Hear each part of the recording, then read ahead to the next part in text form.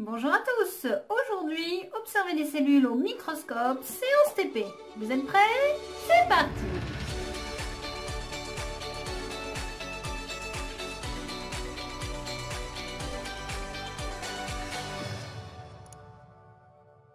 Comment faire une préparation microscopique? On a besoin de lames, de lamelles, une lame de rasoir parfois, d'une pince, on peut prendre une pince à épiler. Il vous faut de l'eau et puis parfois du colorant. Alors, souvent on utilise le bleu de méthylène, si vous n'en avez pas, vous pouvez prendre une cartouche d'encre. On va essayer d'observer des cellules. Alors, vous allez me dire pourquoi la prise des oignons?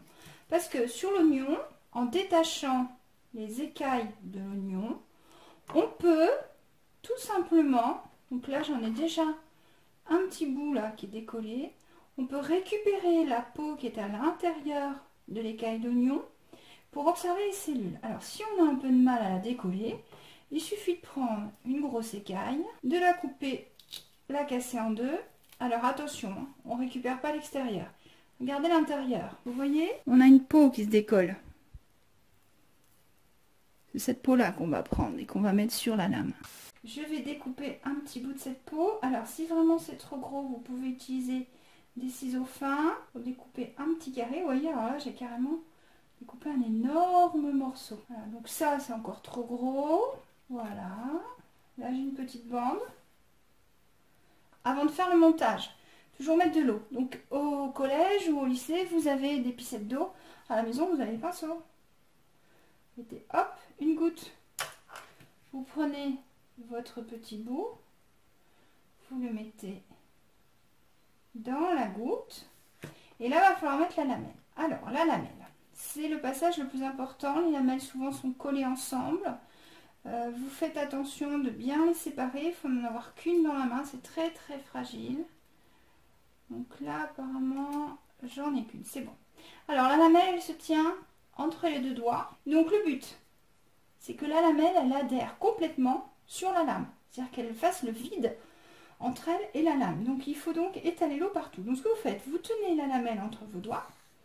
Vous venez disposer un côté, vous touchez la lame. Et dès que vous touchez la goutte d'eau, l'eau va remonter. Là, vous lâchez.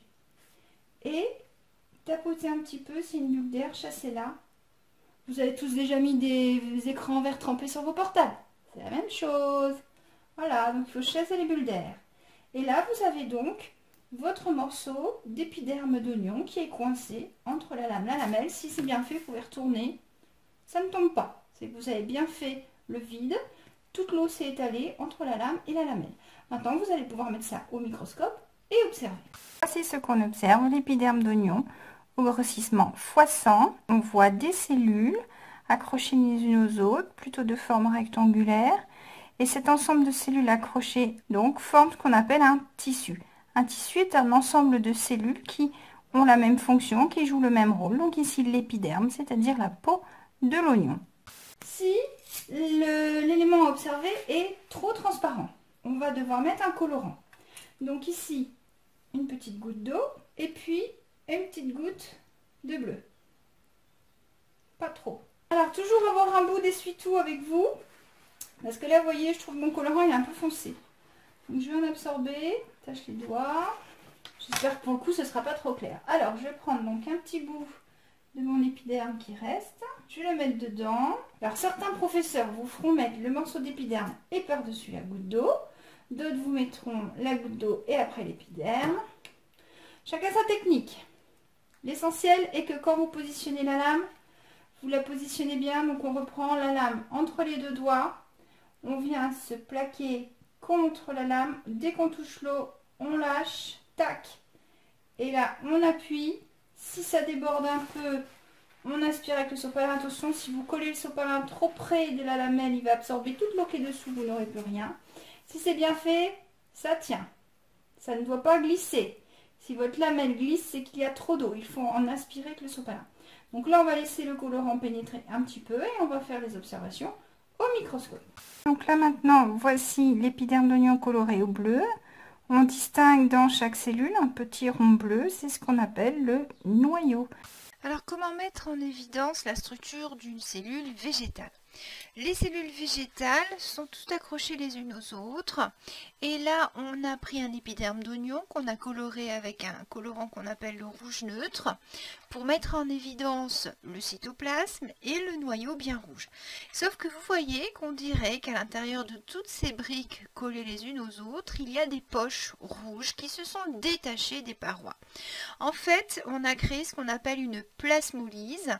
On a mis de l'eau salée sous la lamelle et on a provoqué le rétrécissement de la cellule en elle-même, puisque en mettant de l'eau salée sous la lamelle, le sel, vous savez, attire l'eau, donc les cellules de l'oignon vont perdre leur eau et résultat, ces cellules vont se ratatiner et elles vont perdre en volume et rétrécir sur elles-mêmes. Et c'est ce qui fait qu'on va pouvoir voir la fameuse paroi cellulosique, donc cette boîte de cellulose, ce sucre spécifique des plantes qui est rigide, cette boîte protectrice de la cellule en elle-même, la membrane cellulaire qui s'est décollée de la paroi cellulosique, le cytoplasme est rouge et là le noyau toujours visible. Donc on a bien une cellule qui est enfermée dans une boîte protectrice dont de cellulose. Chez les animaux, il n'y a pas la paroi cellulosique. Il est possible de représenter des légendes sur une photographie pour voir cette cellule d'oignon, comme on peut aussi faire un dessin qui est la représentation du réel. Il existe des cellules vertes, les cellules d'oignon n'étaient pas vertes, comme l'élodée du Canada. Voici ces cellules observées au microscope. On observe des éléments supplémentaires, les chloroplastes, qui sont doués d'un mouvement, le mouvement de cyclose qui tourne autour du cytoplasme dans la cellule. Donc voici un petit dessin d'une cellule de feuille d'élodée. Pour ceux qui veulent un schéma plus complet, le voici, vous pouvez le trouver facilement sur internet, sur Wiki.